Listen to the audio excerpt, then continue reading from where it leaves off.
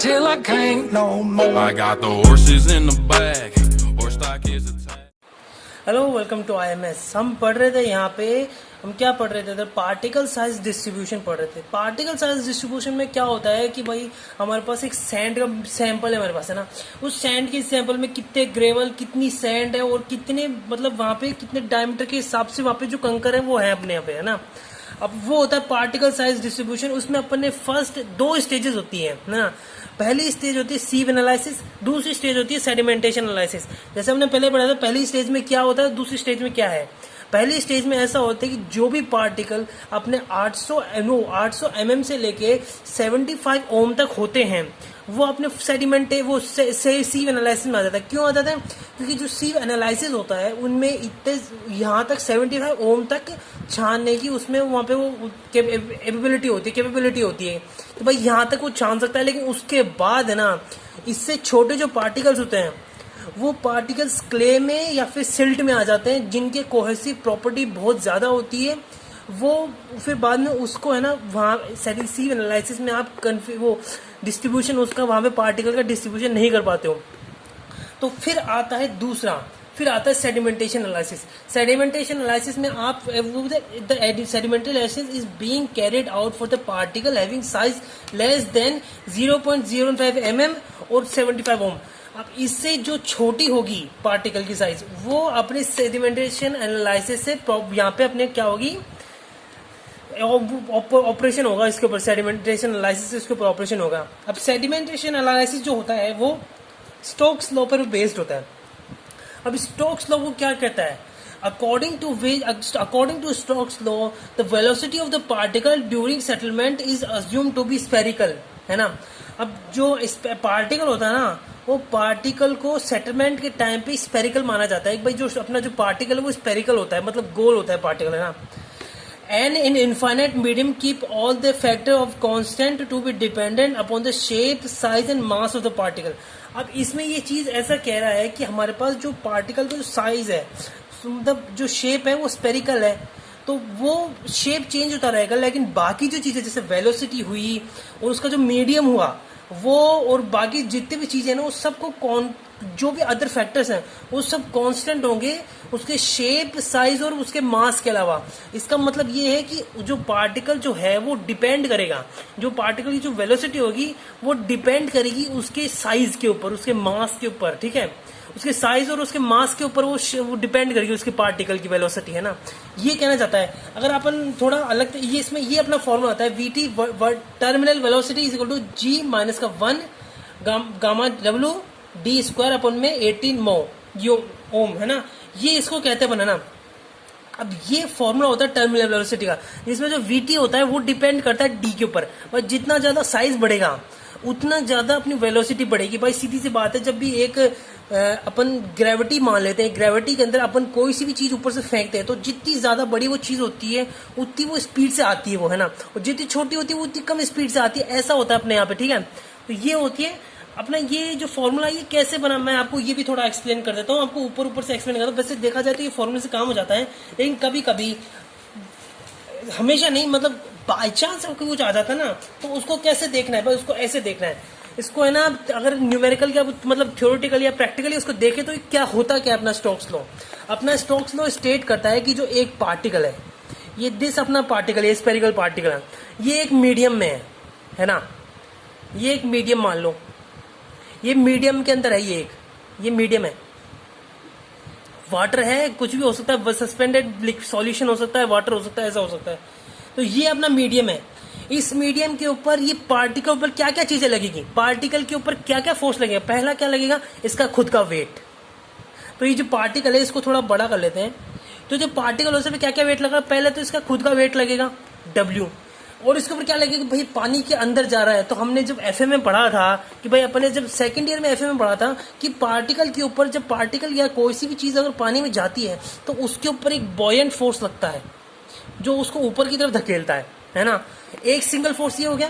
फिर इसके साथ एक ड्रैग फोर्स होता है, जो फ्रिक्शन के हिसाब से मतलब ऐसा लगता ही है ना, ड्रैग फोर्स लगता है पार्टिकल ऊपर, जो वेट नीचे, drag force and buoyant force ऊपर की साइड लगता है। तो ये इस पार्टिकल को इक्विलिब्रियम, मतलब इस पार्टिकल की जो वेलोसिटी होती है उसको कांस्टेंट कर देता है। कैसे भाई, जब वेट होगा ना, वेट वो बराबर होता है ये बॉयंट फोर्स प्लस का ये क्या है अपने पास, ये अपने पास है ड्रैग फोर्स।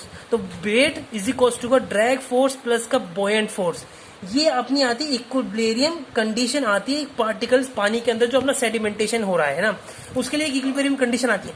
इसको थोड़ा अगर अपन फर्दर अगर ओपन करें तो अपने पास कुछ ऐसा बन के आता है कि अपने जो W होता है वो W होता है 4/3 पाई r² रो g। अब ये रो, ये क्या आया, ये वॉल्यूम ऑफ द पार्टिकल, जो स्पेरिकल पार्टिकल है इसका वेट है ये अपने पास, इसका वॉल्यूम है, ठीक है। और जो ड्रैग फोर्स है अपन उसको भी देखेंगे, ठीक है।